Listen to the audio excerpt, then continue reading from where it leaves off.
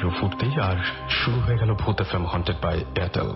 আমরা চেষ্টা করেছিলাম যে আজকে আপনাদের সবাইকে নতুন গেস্টের সাথে পরিচয় করিয়ে দেব এবং নতুন গেস্টরা তাদের ঘটনা শেয়ার করবেন, বাট একেবারেই সেটা সম্ভব হয়নি আমাদের পক্ষে এবং গেস্টদের পক্ষেও। কারণ আপনারা সবাই জানেন যে কালকে সকালবেলায় নামাজ এবং আমাদের ভূত এফএম যদি শেষ হতে হতে যদি 2টা বাজে, ওনাদের বাসায় যেতে বাজবে 3টা এবং তারপরে সকালবেলায় নামাজ পড়াটা সত্যি ডিফিকাল্ট হবে। বাট তাহলে আমি কি করতে পারি? আচ্ছা, আমার তো ছুটি নাই, সো আমি যেটা করতে পারি সেটা হচ্ছে যে যারা ইমেইল করেছেন সে সমস্ত ইমেইলের কিছু ইমেইল আমি আপনাদের পড়ে শোনাতে পারি। আমি আপনাদের বাড়ি যে সমস্ত ফাইলগুলো আপনারা পাঠিয়েছেন, রেকর্ড ফাইল, যে সমস্ত ঘটনাগুলো আপনারা বিভিন্ন জায়গা থেকে, দেশে বিদেশের বিভিন্ন জায়গা থেকে পাঠিয়েছেন, তার কিছু কিছু শোনাতে পারি এবং স্পেশাল কিছু শোনাতে পারি। তো সেটা তো শোনাবই, তবে তার আগে বলে দিই যে আজকের এপিসোডে যা হবে তা হয়তো অনেকে আগে শুনেছেন।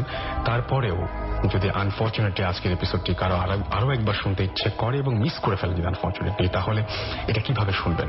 সেক্ষেত্রে আপনাকে যেটা করতে হবে, আপনার মোবাইলের আপনাকে এয়ারটেল এম রেডিওর সাহায্য নিতে হবে এবং এয়ারটেল এম রেডিওর সাহায্য নিতে হবে কিভাবে? আপনার এয়ারটেল নাম্বার থেকে ডায়াল করতে হবে 4040, সিলেক্ট করতে হবে চ্যানেল 22।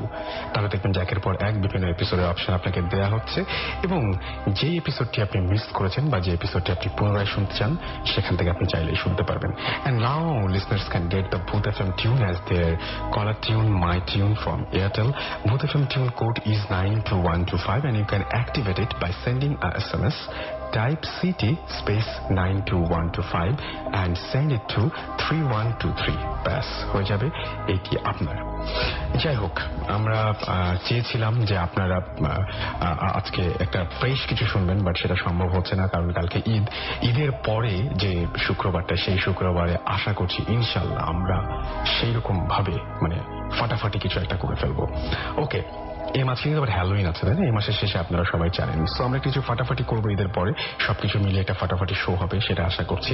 আপাতত আমরা চলে যাচ্ছি ঘটনায়। তার আগে জানিয়ে দিই যে এই ঈদের মাঝখানেও যদি আপনারা কেউ নিশ্চয়ই এরকম সময় পাবেন, একদমই ফ্রি কিছু টাইম আসবে, যে টাইমগুলোতে আপনি চাইবেনই যে আমাদেরকে ইমেল করতে বা আপনি সাউন্ড রেকর্ড করে আমাদের পাঠিয়ে দিতে, আপনার ভয়েস রেকর্ড করে আমাদের পাঠিয়ে দিতে, ঘটনা রেকর্ড করে আমাদের পাঠিয়ে দিতে। সেজন্য আমি ইমেল অ্যাড্রেসটা জানিয়ে দিচ্ছি আপনাদেরকে। ইমেল অ্যাড্রেসটি হচ্ছে bhootfm@radiofurti.fm। আমি স্পেলিংটি বলে দিচ্ছি, BHOOTFM@radioforti.fm। চলে যাচ্ছি ঘটনায়। আসসালামু আলাইকুম। জানি আপনি সবসময় ভালোর দলে। আমি মোহাম্মদ শহীদ, চট্টগ্রাম পলিটেকনিক ইনস্টিটিউটের যন্ত্রকৌশল বিভাগের ছাত্র। আমার দেশের বাড়ি কক্সবাজার জেলার চকরিয়ায়। যেহেতু আমি ঢাকার অনেক বাইরে, তাই আমার লেখাটি আপনার মুখে পাঠ করে শোনালে খুব খুশি হব। ঘটনাটি আমার এক প্রতিবেশী নানির মুখে শুনেছি। বলে রাখি, নানি এক প্রকার শারীরিক প্রতিবন্ধী। তার অস্বাভাবিক বিকলাঙ্গ হওয়া কোনো জন্মগত সমস্যা নয়। জন্মের প্রায় 20 বছর পরে এসে নাকি তার জীবনে এই কালো অধ্যায়টি যুক্ত হয়। মূল ঘটনা নানির ভাষায় বলার চেষ্টা করছি। মাত্র বিয়ে হয়েছে আমার। ঘটনাক্রমে এটি ছিল আমার স্বামীর দ্বিতীয় বিয়ে। তার প্রথম স্ত্রী এক সন্তান রেখে মারা যায়। সে সূত্রে মা হিসেবে ওই সন্তানের লালন পালনের দায়িত্ব আমি গ্রহণ করি। বাড়ি থেকে প্রায় 100 গজ দূরে মাতামুহুরী নদী। যেহেতু আমি নতুন বউ, খুব ভোরে উঠে বাবুর বিছানাপত্র ধুয়ে দিয়ে আসতাম। প্রথমে সপ্তাহখানেক কোনো সমস্যা হয়নি। রীতিমতো একদিন খুব ভোরে উঠে বাবুর বিছানাপত্র নিয়ে ঘাটে যাই। হঠাৎ দেখি স্রোতের বিপরীত দিক থেকে একটা সিন্ধুকের মতো বাক্স ভাসতে ভাসতে আমার দিকে আসছে। সাহস হারালাম না। কিছুটা ভয় পেলেও মনে হচ্ছিল আমি কোনো গুপ্তধন পেতে যাচ্ছি, কারণ ওই সময় মানুষের গুপ্তধন লাভ করা অস্বাভাবিক কিছু ছিল না। উপায়টা ভিন্ন হতে পারে, কিন্তু আমি একা ছিলাম বলে সিন্ধুকের কাছে যাওয়ার দুঃসাহস দেখাতে পারিনি। ফিরে আসলাম। নতুন বউ বলে কাউকে কিছু বলতেও পারলাম না। ভাবলাম স্বামীকে বলবো, কিন্তু গুপ্তধন হাতে আসার আগে কাউকে জানালে তা হাতছাড়া হয়ে যেতে পারে, এটা আমি জানতাম। তাই আর স্বামীকেও বলা হলো না। পরের দিন আবার ঘাটে যাই। সেই একই ঘটনা ঘটলো। এভাবে প্রতিদিনই একই ঘটনা ঘটতে থাকে। আমিও খুব সতর্ক ছিলাম যাতে সিন্ধুকটি কোনো মতে না হারাই। প্রায় 1 মাস কেটে গেলেও কোনো মতে সিন্ধুকের কাছে যাওয়ার সাহস জোগাতে পারলাম না। তাহলে কি এভাবে কোনো একদিন সিন্ধুকটি হাতছাড়া হয়ে যাবে? না। অবশেষে স্বামীকে বলার সিদ্ধান্ত নিলাম। পরদিন খুব ভোরে উঠে স্বামীকে জাগাই এবং সাথে করে ঘাটে নিয়ে যাই। রীতিমতো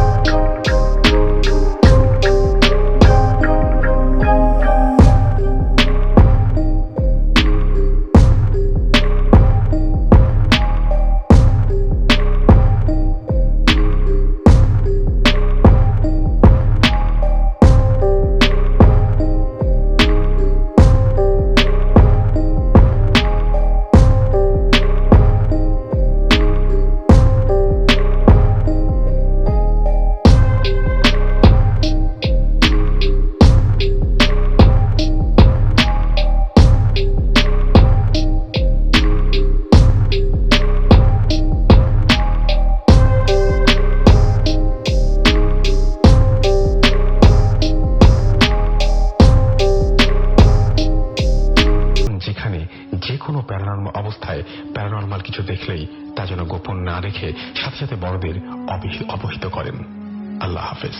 যাই হোক, এই ছিল ঘটনা, এবং আপনাদের জীবনে এরকম অসংখ্য ঘটনা রয়েছে। সেই ঘটনাগুলো পাঠাতে আমাদের ইমেল করুন, লিখে ফেলুন bhootfm@radio40.fm।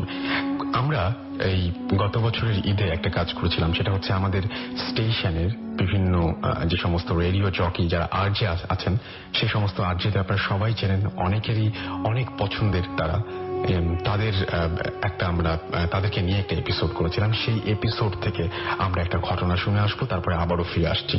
So stay tuned.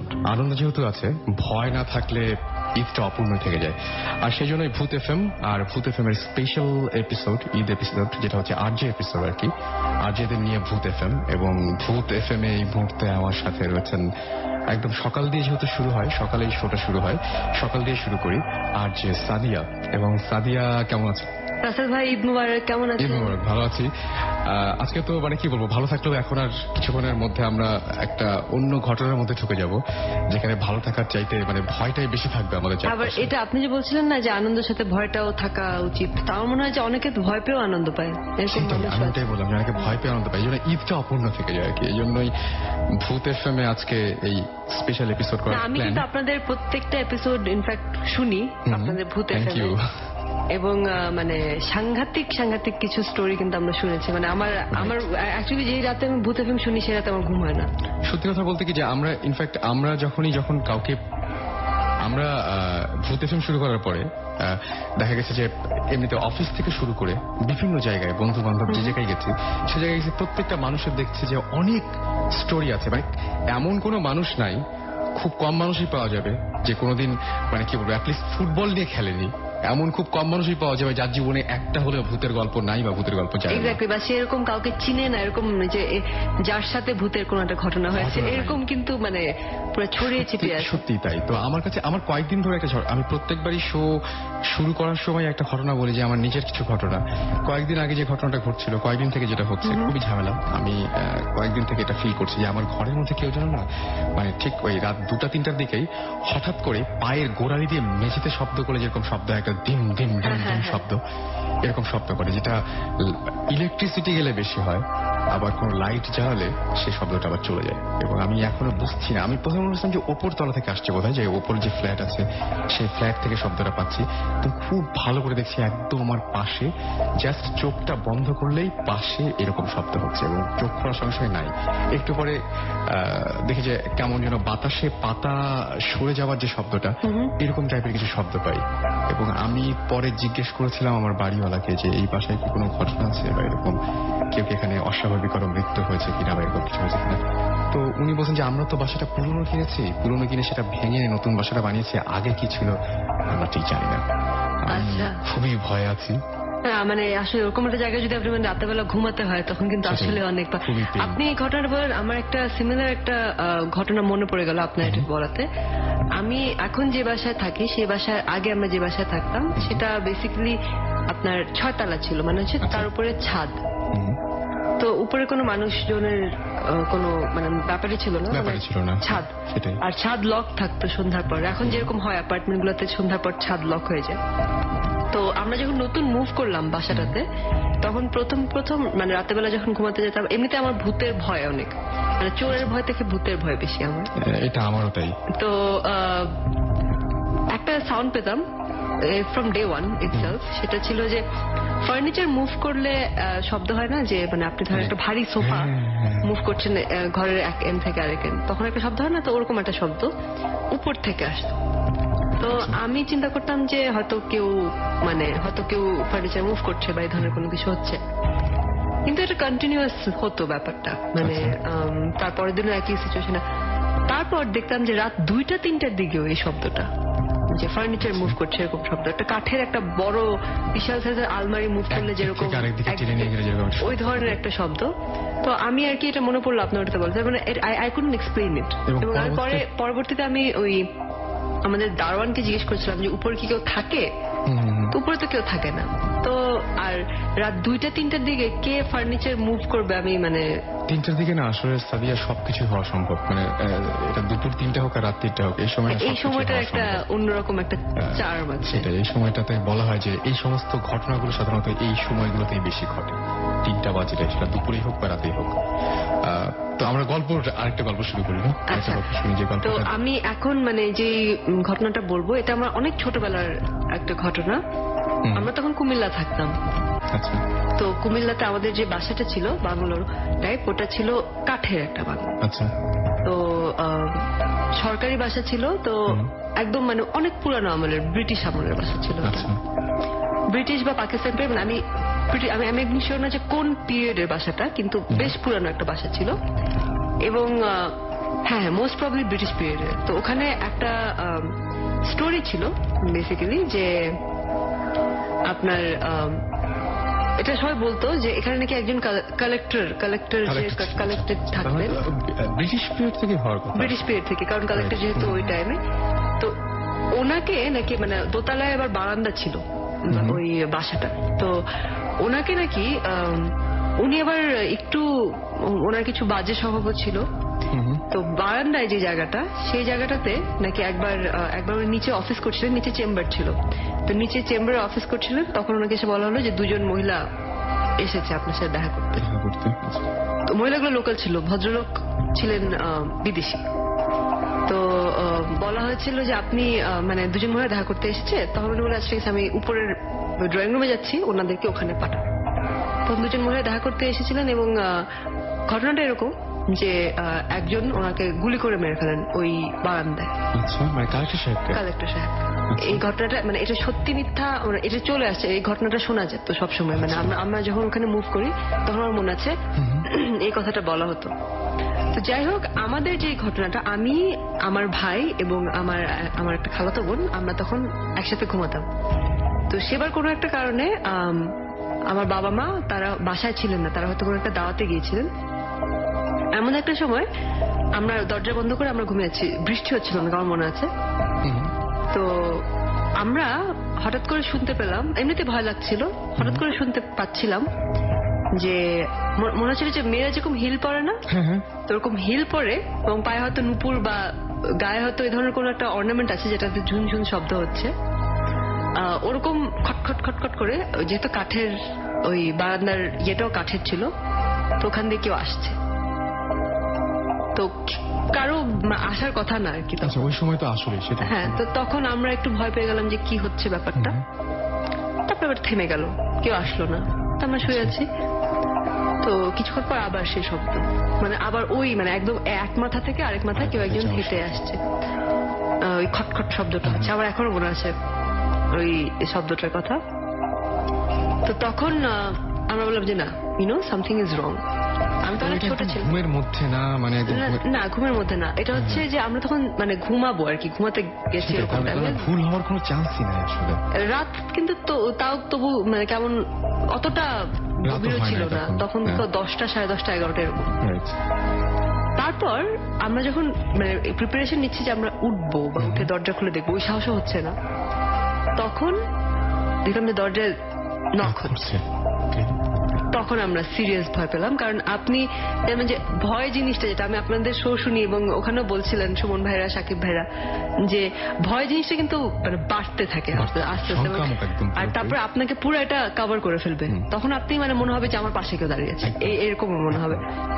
তখন আমরা তো, যেহেতু আমরা ছোট ছিলাম সবাই, অসম্ভব ভয় পেয়ে গেলাম। আমরা একদম একসাথে বসে 3 জন ওখানে বসে থাকলাম, দরজা কিছু খুলবো না। কিছুক্ষণ পর সেই নক করছিল যে সেটা বন্ধ হয়ে গেল। তারপর আম্মুরা ফাইনালি আসলো। আমরা অনেক ভয় পেয়েছিলাম সেবার, আম্মুদের সাথেই থাকলাম। আমাদের কথা প্রথম কেউ বিশ্বাস করতে চায়নি, কিন্তু পরে আমাদের পিয়ন ভাই ছিল, উনি পরে বললেন যে আমিও শুনি ধরনের শব্দ। নক করার সময় আপনারা কেউ খুললেন না দরজা? না, আমরা কেউ খুলিনি। এটা ভয়ই হয়েছে, কিন্তু পরবর্তীতে কোনোদিন আর এরকম ঘটনা কি পরে আর কখনো হয়েছিল ওখানে? আমার মনে থাকার মানে আমার মেমোরি অনুযায়ী আমি আর এক্সপিরিয়েন্স করিনি, কিন্তু আমাদের যে পিয়নরা থাকতো ওখানে, তারা বলতো যে তারা এই ধরনের জিনিস এক্সপিরিয়েন্স করে, ওই যে ওই খটখট শব্দ, হাঁটার আওয়াজ এবং নুপুর। খুব অদ্ভুত ব্যাপার না, খুলে যদি দেখা যেত যে ওই পাশে কেউই দাঁড়িয়ে নেই, তখন ব্যাপারটা ওই শখটা মানে ওইটা মনে হয় এর থেকে বড় শখ হতো যদি খুলে দেখতাম যে কেউ দাঁড়িয়ে আছে। হ্যাঁ, সেটাই, এবং একেবারেই অন্যরকম কিছু একটা। তো আমার কাছে মনে হয় যে এগুলো এক্সপ্লেনেশন খুঁজতে না যাওয়াই ভালো আজকে ঈদের দিন। আমরা কাজ করি, একটা গান শুনে। গানটা হচ্ছে, আমি যেটা বলবো যে সাদিয়ার চয়েসে আমরা একটা গান শুনবো। যখন চারিপাশে দেখি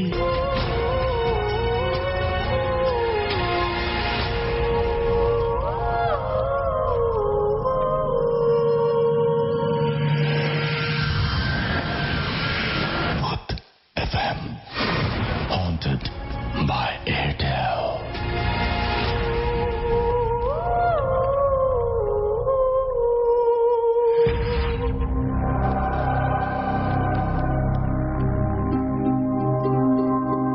সবসময় রেডিও ফুর্তি চলছে ভূত এফএম হন্টেড বাই এয়ারটেল। আমি রাসেল আছি সাথে, এবং আবারও ফিরে এলাম আমি, এবং সেই সাথে আরো একটি ঘটনা নিয়ে আপনাদের কাছে। আর শোনাতে চাই যে ঘটনাটি, সেটি হচ্ছে, যিনি লিখছেন তার ভাষাতে বলছি। হ্যালো রাসেল ভাই, আশা করি আপনি ভালো আছেন, যদিও আপনি সবসময় ভালোর দলে। আমার নাম দুর্জয়, আমি ঢাকার বেইলি রোডে থাকি। আমি ভূত এফএম মস্ত বড় ফ্যান। প্রতি ফ্রাইডেতে ভূত এফএম না শুনলে আমার জীবন কাটতে চায় না। অনেক দিন ধরে আমার এই ঘটনাটি শেয়ার করব বলে ডিসিশন নেই, কিন্তু আজ পর্যন্ত পারিনি। তবে আজ শেয়ার করেই ফেলি। যাই হোক, এখন আর কথা না বলে সরাসরি চলে যাই ঘটনায়। সেদিন ছিল 15 মে 2010, স্যাটারডে। আমার এক বড় বোন তার এঙ্গেজমেন্টে। তো সেদিন অনেক আনন্দ ফুর্তির সঙ্গে আমরা কাজিনরা মিলে প্ল্যান করি যে রাতে প্রোগ্রাম শেষ হলে বাইকে ঘুরবো। যদিও অনেক কষ্ট করে আমাদের প্যারেন্টসদের তার কাছে পারমিশন পাওয়া যায়, এবং পারমিশনটা যদিও নেওয়া হলো এক্সেপশনালি শুধুমাত্র সেই দিনের জন্য সেটা পাওয়া গেল। তো প্রোগ্রাম শেষ হওয়ার পর আমরা ঠিক সময় মতো বের হলাম। আমরা ছিলাম জাস্ট 4 জন 2 বাইকে, আর সময় ছিল রাত 1টারও বেশি। অনেক এক্সাইটিং একটা ব্যাপার ছিল, এবং আমরা সবাই অনেক এক্সাইটেড ছিলাম। রাস্তাঘাট ছিল একদম খালি, আর এই অবস্থায় আমরা 2 বাইক নিয়ে প্রায় রেস খেলছিলাম। আমি ছিলাম বাইকের পেছনের সিটে। আমরা যাচ্ছিলাম এয়ারপোর্ট রোডের দিকে। প্রথম ভালোই মজা হচ্ছিল। মজা করতে করতে চলে আসলো এয়ারপোর্ট। তারপর এয়ারপোর্টের সামনে থেকে ইউটার্ন নিয়ে আবার রওনা হলাম বাসার দিকে। এবার মাঝ রাস্তায় আসতেই যা ঘটলো তা আমার লাইফে আগে কখনোই ঘটেনি, এবং আমি ভাবিনি যে ঘটবে। আমি দেখলাম যে আমাদের সাথে যেই অন্য বাইকটি ছিল তার চলন্ত অবস্থায় আমার কাজিন ওটি তাড়াহুড়া করতে গিয়ে ব্রেক চাপলেন এবং তার ফলে যেটা হলো যে বাইকটি ছিটকে গিয়ে পড়লো প্রায় 10 থেকে 12 ফিট দূরে, আর আমার দুই কাজিন দুই দিকে পোল্টি খেয়ে পড়লেন। আর দুজনেরই অবস্থা অনেক খারাপ ছিল। আমরা ঠিক বুঝে উঠতে পারলাম না যে কেন সে এত হাই স্পিডের মধ্যে এইভাবে ব্রেক চাপলেন। রাস্তায় কোনো মানুষ ছিল না, প্রায় কিছু সময় পর পর হাই স্পিডে গাড়ি ক্রস করছিল। আমরা মাত্র 4 জনই ছিলাম। তাড়াতাড়ি ভয়ের মধ্যে বাসায় ফোন দেওয়া হলো। আমার চাচু ধরলেন, আমরা সব ঘটনা বললাম এবং তারপর তারা আমাদের সান্ত্বনা দিয়ে বললেন, তোমরা ওই দিকে থাকো, আমরা আসছি। আমরা অনেক গাড়িকে সিগন্যাল দিয়ে হেল্প চাইলাম, কিন্তু কেউ থামলো না। তারপর প্রায় 15 মিনিট পর আমরা এক পুলিশের ভ্যান দেখতে পেলাম। আমরা সিগন্যাল দেওয়ার পর তারা থামলো এবং আমাদের অনেক সাহায্য করলো। তারপর আমাদের প্যারেন্টসরা আসলেন এবং আমাদের হসপিটালে নিয়ে যাওয়া হলো। তাদের মধ্যে যে পিছনে বসেছিল সে অন দ্য স্পট মারা যান। আর যে বড় ভাই যিনি বাইক ড্রাইভ করছিলেন সে প্রায় একটু সুস্থ হওয়ার পর বললেন যে তিনি যখন বাইকটা চালাচ্ছিলেন, প্রায় স্পিড ছিল 110 কিলোমিটার/আওয়ার, হঠাৎ একটি বাচ্চা তার বাইকের সামনে এসে দাঁড়ায় এবং বাচ্চাটি বড় বড় চোখ নিয়ে তাকিয়েছিল এবং ভাইয়ার দিকে তাকিয়েছিল। চোখগুলো যেন লাল লাল আগুনের গোলার মতো, অনেক ভয়ঙ্কর ছিল সেই রূপ। যেমন কালো গায়ে অতিরিক্ত পাউডার মাখলে যেই সাদা সাদা ভাবটা হয় সেই রকম ছিল তার গায়ের রং। ভাইয়া তাকে বাঁচানোর জন্য এত কিছু না ভেবেই তাড়াহুড়ার মধ্যে ব্রেক চেপেছিলেন এবং বাইকটি অ্যাক্সিডেন্ট করে। তারপর ভাইয়া মাটিতে পড়ার পর ঘাড় উঠিয়ে লক্ষ্য করেন যে সেই বাচ্চাটি কোথাও নেই। তারপর সে সেন্সলেস হয়ে যায়। আর সবচেয়ে বড় বিষয় হচ্ছে যে ওইখানে যদি কোনো বাচ্চা থাকতোই তাহলে আমরাও দেখতে পেতাম, কিন্তু আমরা পাইনি। আমরা আজ পর্যন্ত বুঝে উঠতে পারিনি যে সেই যে সাথে তার সাথে কি হয়েছিল এবং কোনো বাচ্চা সেখানে ছিল কিনা, কিভাবে এই বাচ্চা দেখা হলো, এরকম ব্যাপারটা, এটা কি চোখের ভুল ছিল জানি না। এবং যেটা নাকি কিছু মুহূর্তের মধ্যেই সব আনন্দকে মাটি করে দিল আর কালো ছায়ায় ঢেকে দিল। যাই হোক, ইংরেজিতে লিখেছিলেন, ইংরেজি শব্দ ব্যবহার করে, এটাতে খুব সাবধানে লিখতে হয় আসলে, আর আমাদের খুব সময় নিয়ে পড়তে বেশ ঝামেলা হয়। যাই হোক, আমি তারপরে মেলটা পড়লাম। থ্যাঙ্কস আপনার ইমেইল পাঠানোর জন্য এবং আপনাকে অনেক অনেক ধন্যবাদ এই ঘটনাটি পাঠানোর জন্য। এবং মেইলের বাকি অংশটুকু আমি এখনো দেখছি, ওইটুকু পড়িনি আসলে। আছে যে রাসেল ভাই, এই দুনিয়ায় অনেক কিছুই ঘটে যার কোনো বর্ণনা নেই, মানে ব্যাখ্যা নেই হবে আশা করি। এবং এই ছিল আমার ঘটনা, ভালো লাগলে পড়ে শোনাবেন। এই তো যাই হোক, আমি অনেক ধন্যবাদ জানাচ্ছি আপনাকে এবং আশা করছি যে আপনারাও যারা ইমেইল পাঠাতে চান তারা আমাদেরকে পাঠাবেন bhutfm@radiofurti.fm এই অ্যাড্রেসে। আগামী সপ্তাহে সেই ইমেইলগুলো ইনশাল্লাহ আমরা পড়ে ফেলবো। এখন আমরা যেটা করবো সেটা হচ্ছে, অনেকেই আমাদের স্টেশনে এসে ঘটনা বলতে পারেন না, কিন্তু তাদের মধ্যে কেউ ঢাকায় থাকেন, কেউ হয়তো ঢাকার বাইরে থাকেন, কেউ হয়তো দেশের বাইরে থাকেন। তো সেরকম জায়গা থেকে বিভিন্ন ইমেইল আসে এবং বিভিন্ন ধরনের মানুষজন তারা আমাদের লিসেনার যারা তারা তাদের ঘটনাগুলো রেকর্ড করে আমাদের কাছে পাঠিয়ে দেন এবং আমরা সেটা চেষ্টা করি আপনাদেরকে শোনাতে। তো সেরকমই একটা ফাইল আমরা আপনাদেরকে শোনাবো, একটা অডিও ফাইল আমাদের কাছে আছে, সেটা আমরা আপনাদেরকে শোনাবো। আশা করছি আপনাদের অনেক ভালো লাগবে। চলুন শুনে আসি ঘটনাটি।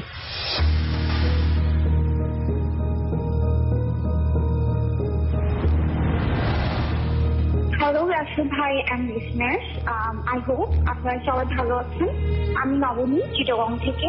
আমি আইবিতে পড়ছি, বিবিএ 9th সেমেস্টার। আজকে আমি যে স্টোরিটা বলবো এটা হচ্ছে আমি যে বাসায় আছি সেই বাসায় রিলেটেড। এই বাসায় আছি আমরা 8 বছর হচ্ছে। তো এখানে আমরা আছি, এমন কোনো মেজর প্রবলেম হচ্ছে না, বাট যে ধরনের প্রবলেম হচ্ছে আমরা জিনিসটাকে খুব বেশি কেয়ার করছি না। যদি কেয়ার করি তাহলে এটা অনেক ইম্পর্টেন্ট, যদি কেয়ার না করি তাহলে অত ইম্পর্টেন্ট না। তারপরে বলছি, আমরা এই বাসায় আসি 2006-এ, তখন আমি ক্লাস 10-এ পড়ি। তখনই যখন এই বাসায় আসি তখন হঠাৎ করে এরকম মনে হতো যে মানে কিছু একটা আনইউজুয়াল কিছু একটা আছে এখানে, যেটা নর্মাল না। যখনই অন্য বাইরের যে বাসায় আসতো তখন মানে ওরা বলতো যে এই বাসাটার মধ্যে এমন কেন, বাসাটা কেমন যেন ভূতের বাড়ি মনে হয়। আসলে বাসাটা মানে পুরানো, 1965-এর যুদ্ধের আগে। তখন এখানে বিল্ডিং বলতে শুধু এটাই ছিল। তো আসার পর থেকে যেসব প্রবলেম ফেস হয় সেটা হচ্ছে ধরেন আমরা অন্য কোনো জায়গায় অন্য কোনো রুমে আছি, হঠাৎ করে হতো কি মানে শব্দ শুনতাম, মনে হচ্ছে অনেক জোরে জোরে কেউ দরজা নক করছে। তো আমরা যখন দরজা খুলতে যেতাম তখন দেখতাম যে কেউ নেই। আমি প্রথমে ফেস করি, আম্মুকে শেয়ার করি। আম্মু প্রথম বুঝতো না, পরে এই জিনিসটা বলার পরে আম্মু বলে যে হ্যাঁ নবনী কত ঠিক, এরকম আমিও ফেস করি। দেন এরপরে এই ধরনের ছোটখাটো কিছু প্রবলেম হতে থাকে।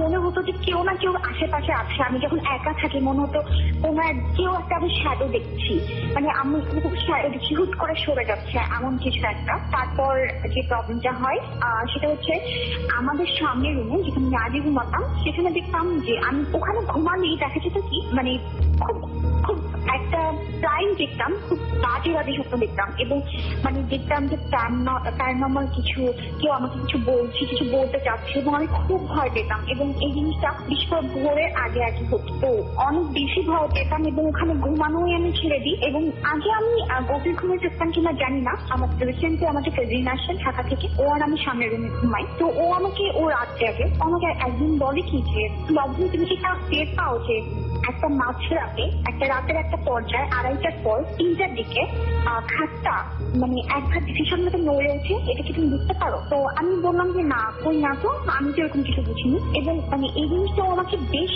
কয়েকবার বলে এবং আমি জিনিসটা নোটিস করতে পারি না, যেহেতু আমি আগে ঘুমিয়ে পড়ি। এরপরে যেটা হয়, আমি একা ও যাওয়ার পরে আমি একা ঘুমাই। রাত থেকে পড়াশোনা করলে একটু লেটে ঘুমাতাম। তখন দেখতাম কি মানে আমি জানি না আমি কেন আগে বুঝিনি, আমি দেখতাম যে আমার খাটটা একটা পর্যায়ে ভীষণ ভাবে নড়ে উঠছে এবং আমার ঘুমটা আমি ভেঙে, মনে হচ্ছে কেউ একজন ওই খাটের উপরে হেঁটে ওটা ক্রস করে দিন যাচ্ছে। একটা ভয়াবহ অনুভূতি, আমার মনে হতো আমি প্রতিটা স্টেপকে ফিল করতে পারছি, মানে এই অনুভূতিটা বোঝানো যাবে না। এবং আমার প্রতিটা বার রাতে, এটা বেশ কয়েকটা বার হতেন, প্রতিটা বার আমার ঘুম ভেঙে যেত। এটা আমি আমার মার সাথে শেয়ার করি, সে বলে যে এটা কেমন ধরনের কথা, এটা কিন্তু আমার বাবা এই রুমে ঘুমায়, আমার বাবা ফিল করতে পারে কিনা যায় না, হয়তো ফিল করলেও সেটা বলে না, কিন্তু ওই ভয়টার কারণে আমার ঘুম ওখানে ঘুমাতে পারি না। শুনে ফেললাম ঘটনাটি। আমার কাছে রয়েছে আরো একটা ইমেল, সেই ইমেলটি পড়বো। শুনছেন সব সময় রেডিও ফুর্তি, আর চলছে ভূত এফএম হন্টেড বাই এয়ারটেল। যিনি ঘটনা লিখছেন তিনি লিখছেন, হাই রাসেল ভাইয়া, তোমাকে জিজ্ঞাসা করবো না তুমি কেমন আছো, কারণ তুমি সব সময় ভালোর দলে। যাই হোক, কথা না বাড়িয়ে কাহিনীতে যাই। আমি নাফিস, এটা 3 ফেব্রুয়ারি 2012 ঘটনা। আমার খালামণি অনেক অসুস্থ ছিল, তাই তাকে দেখতে গিয়েছিলাম মিরপুরে। আমি, বাবা, আপু আর আমার মা গিয়েছিলাম। আমরা বৃহস্পতিবারে সেখানে যাই। বাবার কাজ ছিল বলে শুক্রবারে বাসায় চলে আসার চিন্তা করলো। এখানে বলে নেই আমাদের বাসা উত্তরাতে, তো যথারীতি আমরা বেরিয়ে যাই। যদিও বের হতে অনেক দেরি হয়ে যায়, রাত 1:12 AM, এবং রাত 1:12 দিকে আমরা বের হই। আমরা সবাই গাড়িতে ছিলাম, বাবা গাড়ি ড্রাইভ করছিল, আমরা ভালো মতো আসছিলাম। কিন্তু বলে নেই যে আমি যখন এয়ারপোর্ট রোডে আসলাম তখন আমার আজব একটা অনুভূতি হলো। ভাবলাম ঘুম আসছে তাই খারাপ লাগছে। 2 মিনিটের মধ্যে দূরে একটা মেয়েকে দেখলাম। মেয়েটা অনেক সুন্দর ছিল। আচ্ছা না, কিছু মেয়ে দূর থেকে অনেক সুন্দর লাগে ওই রকম। যাই হোক, বাবাকে বললাম, বাবা বলল ও কিছু না। আমি তখন বললাম যে মনে হয় কোনো একটা প্রবলেম আছে। বাবা বলল চুপ থাকতে। আমি একটু ভয় পেলাম। বাবা বলে গাড়ির টান উঠছে না, মনে হচ্ছিল পেছনে কোনো একটা ভারী জিনিস বোঝাই করা আছে। আবার ঠিক হয়ে গেল। আমি গাড়িতে ঝিমাচ্ছিলাম, এর মধ্যে হঠাৎ বাবা মারাত্মক ব্রেক করলো এবং আমি সিট বেল্ট পরা ছিলাম না, তাই সামনে ছিটকে যাই। রাগে বাবাকে বললাম কি হয়েছে, ফাঁকা রাস্তায় কেউ কখনো ব্রেক করে? তারপরে বাবা বলল সে নাকি একটা মেয়েকে রাস্তার মাঝখানে গাড়ির সামনে হঠাৎ দেখেছে। বাবা এবং আমরা সবাই ঘাবড়ে যাই এবং গাড়িতে পোড়া একটা গন্ধ আসছিল। এখানে শেষ হতে পারত, কিন্তু হয়নি। বাসার কাছে আসতেই গন্ধটা আর ছিল না। বাসায় এসে দেখি যে গাড়ির চাকার হাওয়া একদম নেই, যেখানে বাবা তার আগের দিন গাড়ি সার্ভিসিং করিয়েছিল। এবং আমরা সবাই হতবাক হয়ে গিয়েছিলাম। এই ছিল আমার কাহিনী। আমার কাছে এটার কোনো ব্যাখ্যা নেই। যদি ভালো লাগে তাহলে পড়ে শোনাবেন। হ্যাঁ, আমরা পড়ে শোনালাম আপনার কাহিনীটি এবং আমাদের ভালো লেগেছে। আশা করছি যে আপনাদের কাছে ভবিষ্যতে আরো অনেক কাহিনী আমরা পাবো এবং আশা করতে পারি যে আপনারা ঘটনাটা পাঠাবেন। আর সেই সাথে আপনাদেরকে জানিয়ে দিয়ে শুনছেন সবসময় রেডিও ফুর্তি, চলছে ভূত এফএম হন্টেড বাই এয়ারটেল। আপনাদের সবাইকে অগ্রিম ঈদের শুভেচ্ছা জানাচ্ছি। কালকে ঈদ, পবিত্র ঈদুল আজহা। আমরা 2টা ঘটনা শুনছিলাম, 2টা ঘটনায় গাড়ি রিলেটেড। প্রথমটা হচ্ছে মোটরসাইকেলে অনেক স্পিড ওঠানো হয়েছিল, কিন্তু আমি যেটা বলবো যে ঘটনা ঘটুক আর না ঘটুক এরকম ধরনের স্পিডে অবশ্যই আপনারা বাইক চালাবেন না। আর দ্বিতীয়টা ছিল গাড়ি, এবং গাড়িতে উনি যেটা বলছিলেন যে সিট বেল্ট পরেননি, তো আমি বলবো যে গাড়িতে ওঠার সময় অবশ্যই আপনি সিট বেল্ট পরবেন, এটা এটা এটা খুবই জরুরি, এটা খুবই জরুরি। আর আরেকটা জিনিস বলে রাখি, যেহেতু কোরবানির ঈদ, আমরা আমাদের শহরটাকে পরিষ্কার রাখবো এবং অবশ্যই আমরা মাংস মানে গরু কোরবানির পরে তারপরে রক্ত, তারপরে যে সমস্ত আরো যা কিছু আছে সেগুলো ময়লা আবর্জনা যা আছে সব মাটি চাপা দিয়ে দেবো এবং আমরা যেন আমাদের এই সুন্দর ঢাকা শহরটাকে দুর্গন্ধময় এবং বিচ্ছিরি না করে তুলি, সেই প্রত্যাশা থাকবে সবার কাছে। এবং যেখানেই হোক না কেন কোরবানি, সেটা বাংলাদেশের যে প্রান্তেই হোক না কেন, সব আপনার প্রিয় শহরটাকে আপনি নোংরা করবেন না, সেটাই আশা করব। যাই হোক, আমরা এখন চলে যাব আবারও ঘটনায় এবং আমরা চলে যাব সেই আমাদের আগের এপিসোডে এবং আরো একজন আমাদের আরজে যিনি আপনাদের একটা ঘটনা শোনাবেন। চলুন শুনে আসি তার ঘটনা। আমার এই গল্পটা আপনি যে বলছেন যে একটা অ্যাটমসফিয়ার ক্রিয়েট হয় সবসময়, যে ভূতের গল্প বলতে নিলে দেখবেন মানে আড্ডাতে বা ধরেন একসাথে গোল হয়ে বসে কোনো একটা রাতের বেলায় ভূতের গল্প বলছে, তখন কিন্তু এক ধরনের একটা অ্যাটমসফিয়ার ক্রিয়েট হয় যে একটুতেই ভয় লাগে বা এ ধরনেরটা হয়। আমি তো গল্প বলি না, আমি বলি এগুলো ঘটনা। আমার মানে ও হ্যাঁ ঘটনায় ডেফিনেটলি আমি এখন যেটা বলবো সেটা ডেফিনেটলি ঘটনা, কারণ আমি নিজে এক্সপিরিয়েন্স করেছি। তো এই ঘটনাটা বেসিক্যালি বেশ রিসেন্ট, ইনফ্যাক্ট গত কোরবানি ঈদের ঘটনা। তার মানে তো মানে 1 বছরও হয়নি, একদম টাটকা একটা ঘটনা। হ্যাঁ, টাটকা একটা ঘটনা। তো আমরা তখন আমার দেশের বাড়িতে, আমার ছোট ছোট দুটা পিচ্চি কাজিন আছে, আমার 2 ভাই বোন। তো আমরা বিকালবেলার পর থেকে আমরা করি কি, আমরা অনেক হাঁটি বাড়ির এই পাশে, কারণ এখানে হারিয়ে যাওয়া সম্ভব না, কারণ নিজেদেরই গ্রাম। তো আমরা অনেক হাঁটি। তো সেদিন রাতের বেলা সেখানে একটা ওরস হচ্ছিল, আচ্ছা, মানে ওখানে অনেক বয়ান হচ্ছিল এরকম, তো মসজিদের পাশে। তো আমরা দিক দিয়ে ঘোরাঘুরি করছি, ওখান দিয়ে হাঁটছি। তো এমন সময় আমাদের এক চাচা, উনি দেখলাম হন্তদন্ত হয়ে ওই পাশ থেকে আসছে। তো তারপরে ওনাকে জিজ্ঞেস করলাম যে মানে উনি বলছে তোমরা এখানে ঘোরাঘুরি করছো কেন? আমি বললাম যে এমনি কিছু করার নেই। তো বাসায় যাও। কেন? না বাসায় যাও। তো বাসায় চলে আসলাম। তো রাতের বেলা খাচ্ছি, তো এর মধ্যে কয়েক ঘন্টা চলে গেছে আর কি। তো রাতের বেলা খাচ্ছি, এটা সন্ধ্যার ঘটনা। তো রাতে খাচ্ছি, তখন ওই চাচা আসলেন। তো উনি বললেন যে আমার সাথে তো বড় একটা ঘটনা ঘটে গেছে। কি হয়েছে? তো আমি বলছি না, বাচ্চাদের সামনে বলবো না। আমি বলছি বলেন, কোনো সমস্যা নেই। তখন বলছে যে আমি এরকম, আমাদের বাড়ির ওখানে একটা প্রাইমারি স্কুল আছে, ওটা হচ্ছে আপনার অনেক কাছে বাড়ির, এবং সেটার পিছনে একটা কলার ক্ষেত আর মাঠ আছে। আবার ওইটার পাশে দিয়ে একটা রাস্তা আছে যেটা মেইন রাস্তার সাথে গিয়ে, তো এটা একটা শর্টকাটের মতো। তো ওই শর্টকাটটার পথে আবার অনেকে কবরস্থান আছে একটা, আবার বাঁশঝাড় আছে। তো উনি বলছিলেন যে আমি যখন আসছি তখন ওই বাঁশঝাড়ের সামনে উনি দেখলেন যে সামনে একটা বাঁশ, মানে রাস্তার মানে ওনার সামনে আড়াআড়ি ভাবে একটা মানে বাঁশঝাড় থেকে একটা বাঁশ নুয়ে এসে সামনে পড়ে আছে।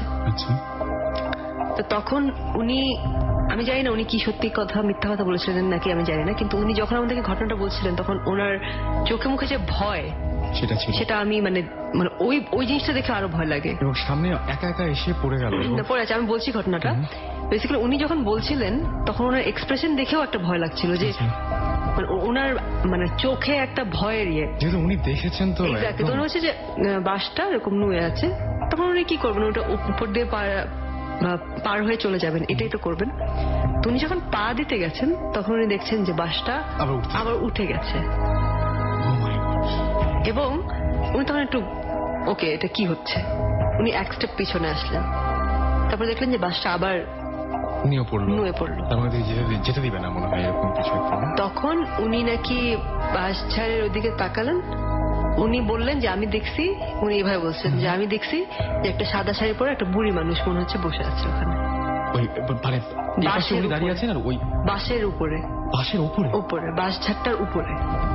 তখন রাত, মানে সন্ধ্যার দিক, তখন মাগরিবের আজানের পর। উনি তখন ওই রোড নিলেন না, উনি সোজা দৌড় দিয়ে, এবং উনি যেতে যেতে তখনই আমাদের সাথে ওনার দেখা হয়েছিল। উনি তখন আমাদেরকে বলছেন যে তাড়াতাড়ি চলে যাওয়া আসে। আমরা তো শুনে সবাই তো খুবই ভয় পেয়ে গেলাম। হ্যাঁ, আমার ছোট ছোট দুটো ছিল, তো ওরা বলছে না এরকম কিছু না। এসে পরে আমরা আমার বাবার কাছ থেকে শুনলাম যে তারা যখন ছোট ছিল তখন নাকি এই ধরনের একটা জিনিস শোনা যেত, যে আমাদের মানে গ্রামের যে আমাদের যে এরিয়াটাতে বাসা, আমার গ্রামের নাম শিমুলিয়া, সেখানে হচ্ছে আপনার আমার বাবার চাচাতো ভাই, আমাদের বাড়ি, সবকিছু মিলিয়ে অনেক বড় একটা কম্পাউন্ড।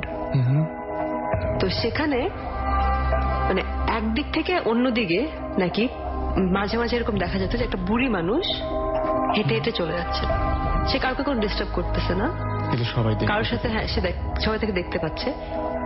ক্যাচটা ছিল যে তাকে কখনো ইন্টারাপ্ট করা যাবে না সে যখন হেঁটে হেঁটে চলে যাচ্ছে, এবং তার সাথে গিয়ে কথা বলা যাবে না বা তাকে জিজ্ঞেস করা যাবে না বা কোনো কিছু তার পথে দাঁড়ানো যাবে না। সে যে রুটটা নিচ্ছে, সে যে পাথটা ফলো করছে তার পথে যারা, তখন যে দাঁড়াবে তার নাকি কোনো কিছু একটা হতো।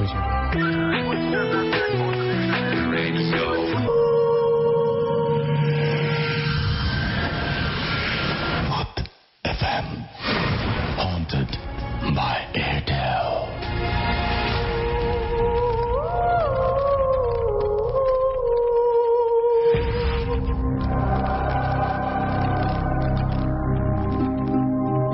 শুনছেন সবসময় রেডিও ফুর্তি, আর শুনছিলাম চমৎকার একটি ঘটনা, আর চলছে ভূত এফএম হন্টেড বাই এয়ারটেল। আমার কাছে রয়েছে একটা এই মুহূর্তে একটা অ্যানাউন্সমেন্ট রয়েছে, সেটা হচ্ছে যে আপনি যদি আজকে এপিসোডটি আনফরচুনেটলি মিস করে ফেলেন তাহলে একেবারে চিন্তার কিছু নেই, আপনি এয়ারটেল এম রেডিওর মাধ্যমে আবারও এই এপিসোডটি শুনতে পারবেন।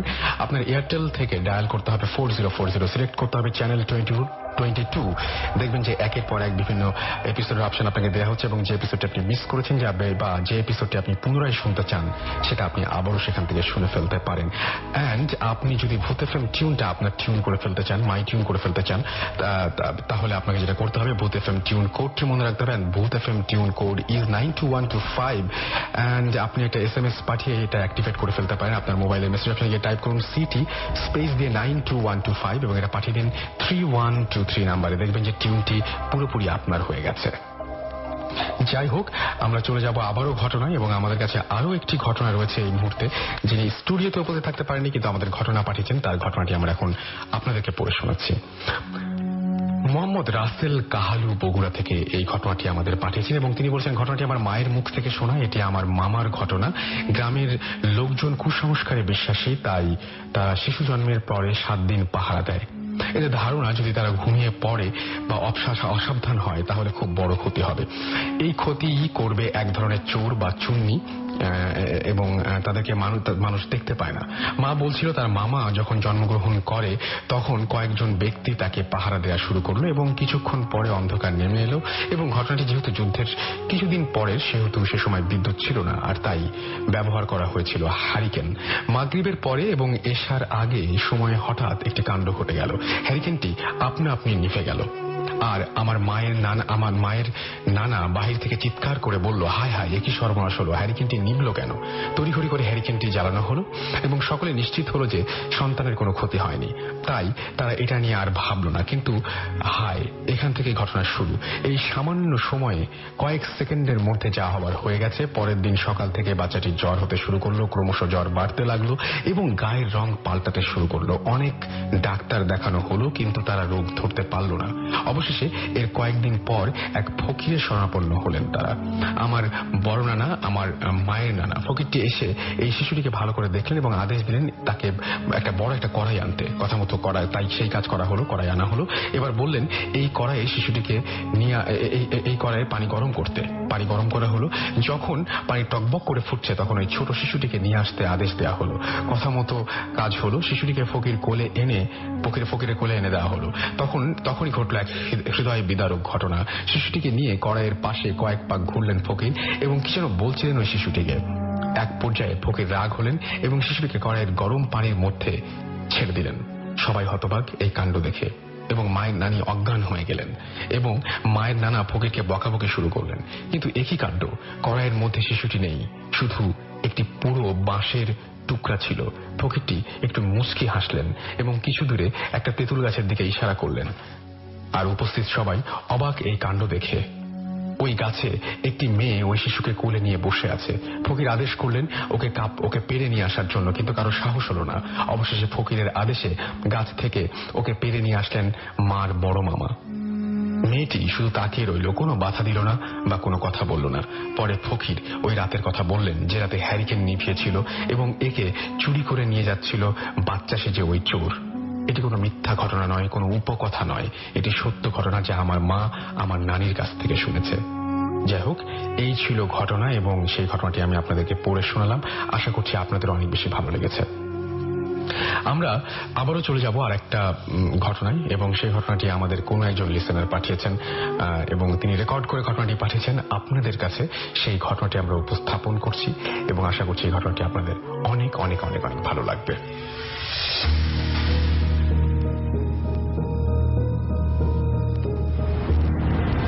হ্যালো লিসেনার, আমি নাইম বলছি ঢাকার মধ্যবাড্ডা থেকে।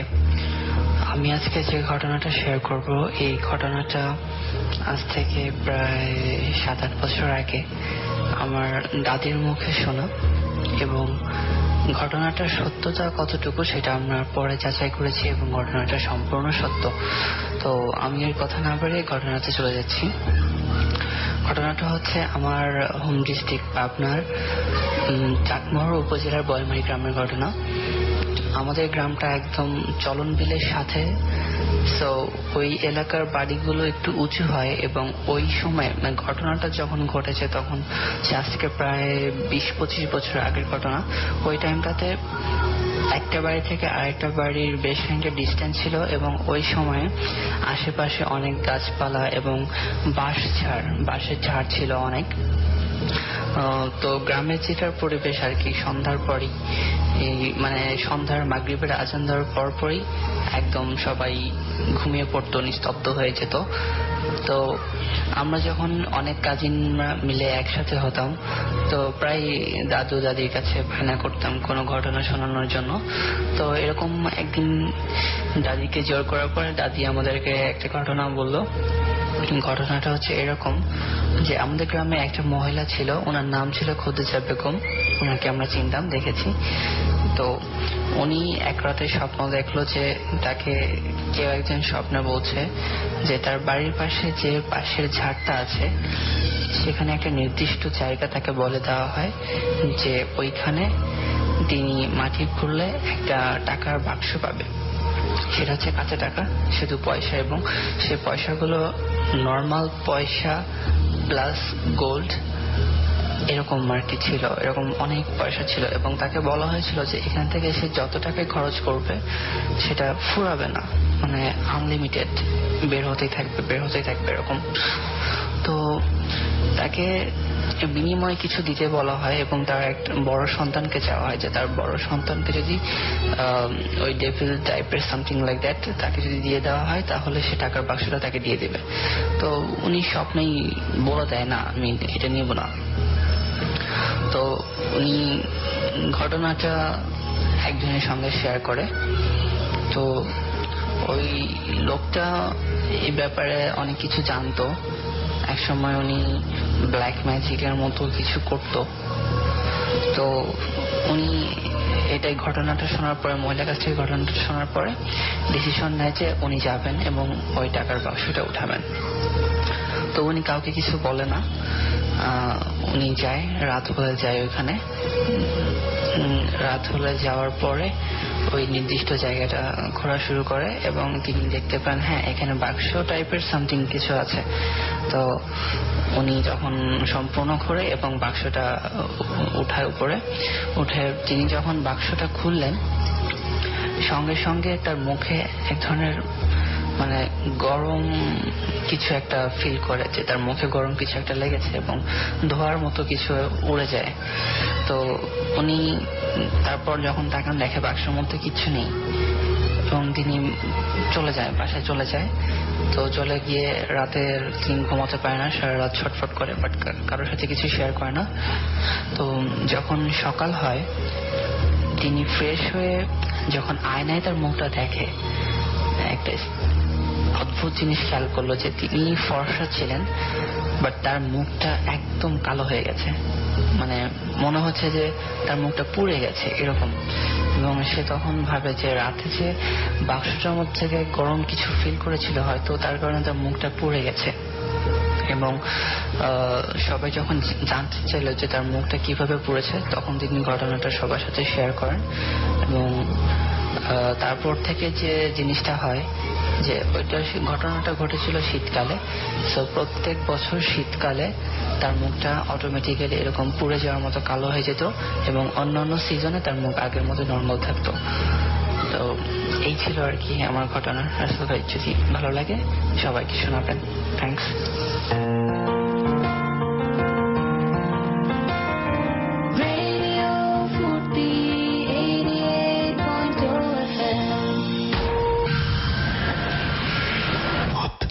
FM, haunted by Airtel.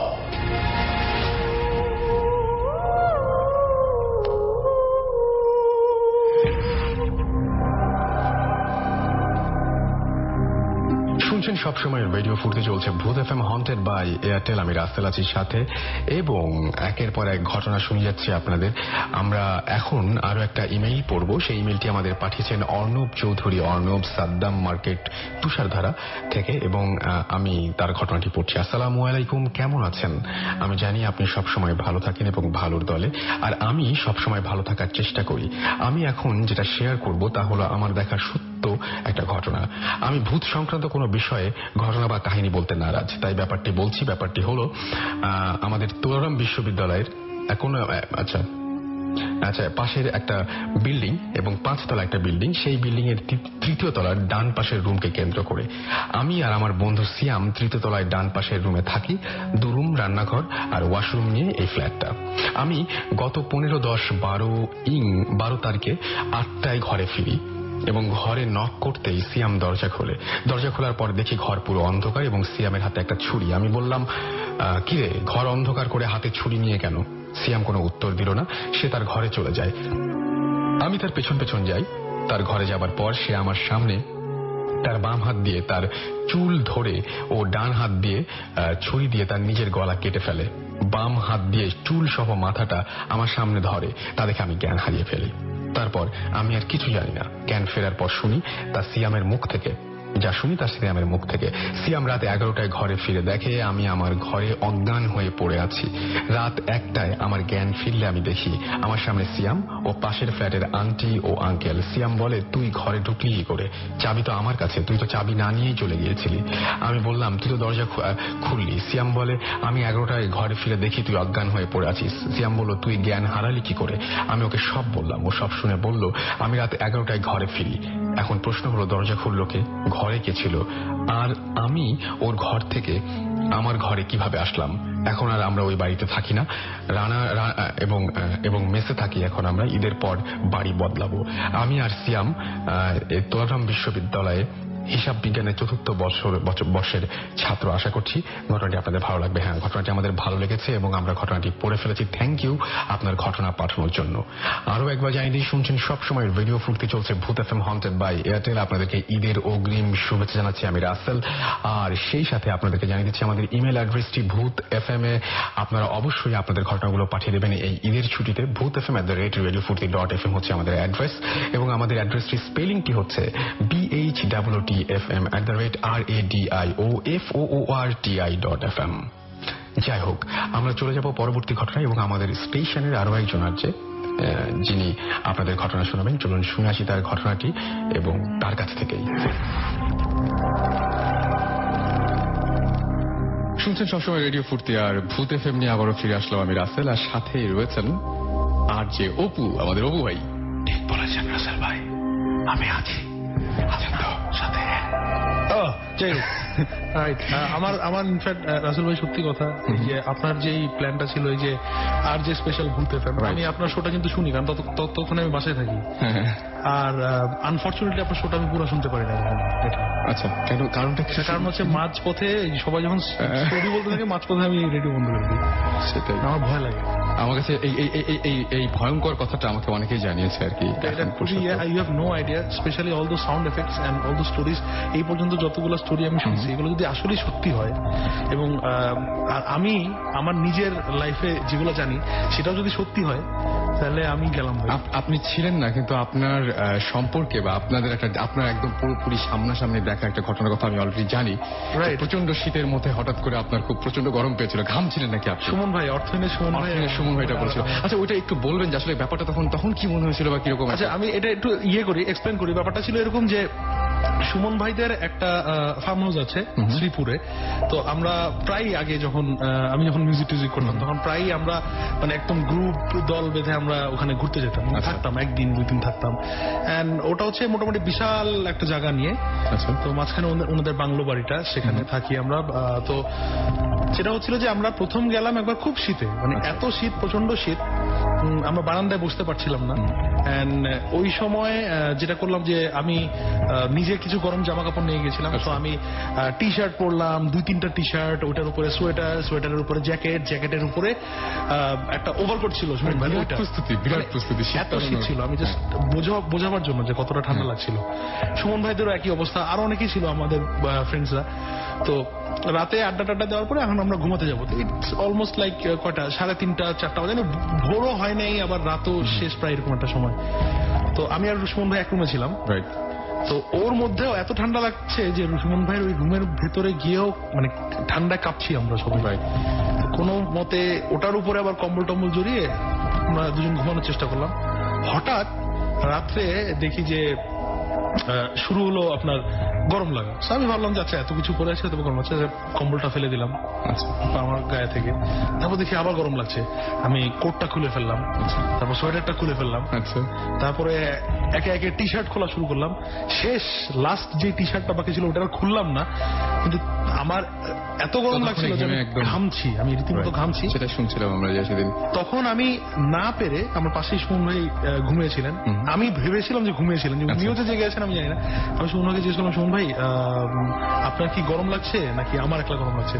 তখন সুমন ভাই আমার দিকে ঘুরে বললো, সুমন ভাই অলরেডি অনেকে জানেন যারা লিসেনাররা শোনেন, উনি কিন্তু সবসময় এইসব ব্যাপারে খুব বেশি ইন্টারেস্টেড এন্ড এভরিথিং, অবজার্ভ করেন, বোঝার চেষ্টা করেন। তো সুমন ভাইকে বললাম, সুমন ভাই একলা কি আমার গরম লাগছে না আপনার গরম লাগছে? উনি বললো যে না, গরম আমারও লাগছে অনেকক্ষণ ধরে, কিন্তু আমি তোমাকে জিজ্ঞেস করতে পারছিলাম না এটা ভেবে যে আমি ভাবছিলাম হয়তো আমার একা গরম লাগছে। হ্যাঁ সেটাই। তারপরে উনি চুপ করলো, চুপ করে থেকে বললো যে আসলে পুরো রুমটাই গরম হয়ে গেছে, মানে কোনো কারণ ছাড়া আমরা জানি না, মানে এটা হবার কথা না, ওই পুরো রুমটা এত গরম হয়ে গেল। এন্ড ঠিক রুমের বাইরে এক্স্যাক্টলি ওই সময় আমি যতদূর মনে করছি আপনারা জানালা খুলে একবার দেখতে চেষ্টা করেছেন যে বাইরে কি অবস্থা। এক্স্যাক্টলি, এন্ড বাইরে এত কুয়াশা, দেখা যাচ্ছে না। রুম থেকে বাইরে বেরোলে আপনি মনে হবে যে আপনি অনেক সময় হয় না বাসায় ডিপ ফ্রিজ খুলে হাত ঢুকিয়ে দিলে যেরকম ঠান্ডা লাগে, এক্স্যাক্টলি রুমের বাইরে আমরা যখন হাত দিলাম তখন ঠিক ওরকম ঠান্ডা। সো এটা আমি বুঝলাম না, মানে হোয়াট হ্যাপেন অ্যাকচুয়ালি, ওই রুমটা কেন হঠাৎ করে গরম হয়ে গিয়েছিল, কেন এটা হলো। এটা ছিল পার্ট 1 অফ দ্য স্টোরি। ব্যাপারটা এখানে শেষ হয়ে গেলে কিন্তু হতো। আচ্ছা, আমরা এই পর্যন্তই জানি, এরপরে কি হয়েছে? Part 2 of the story is, আমরা একবার খুব গরমের সময় আবার শ্রীপুরে গেলাম। আচ্ছা, সুমন ভাই, আমরা এবং আরো কিছু ফ্রেন্ডসরা, এবং আবার আমরা বারান্দায় বসে আড্ডা মারছিলাম। শ্রীপুরের ওই জায়গায় বারান্দাটা খুব জোশ, ওখানে বসে আমরা আড্ডা মারি। সুমন ভাই মাঝে মাঝে নতুন নতুন গান কম্পোজ টম্পোজ করলে তখন শোনা গাইতেন and everything.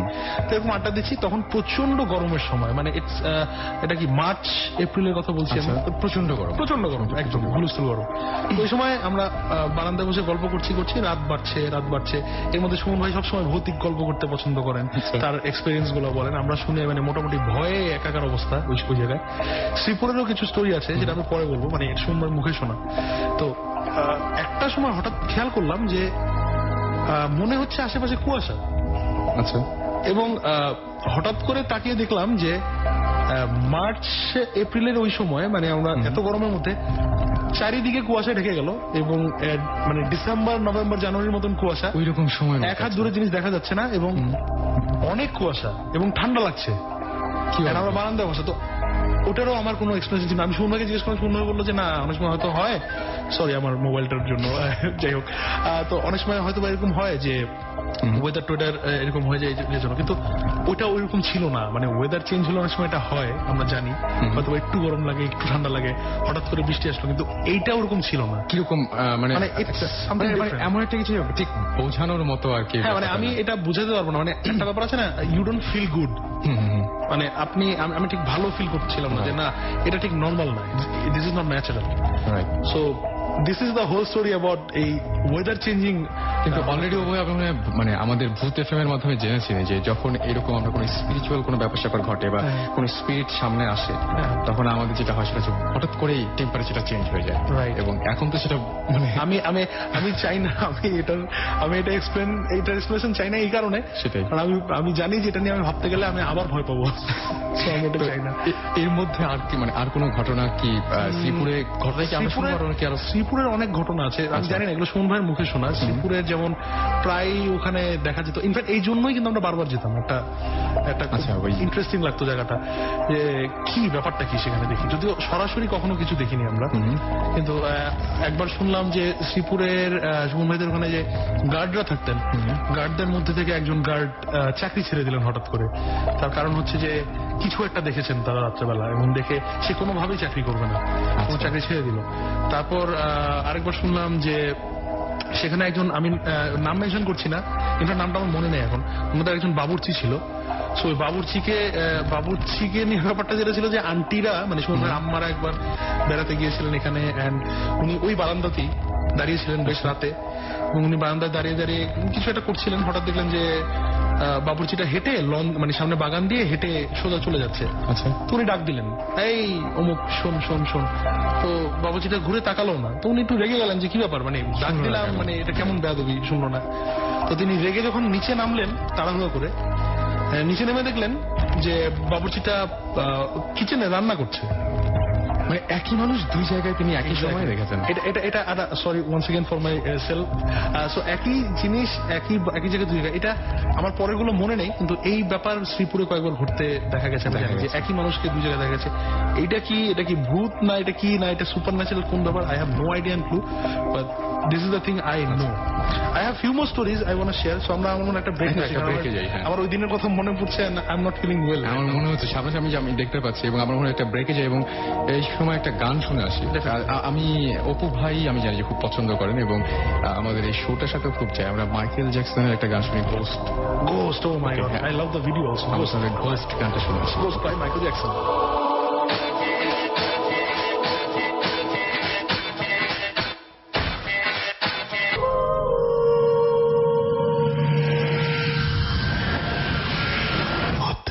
FM haunted by Airtel.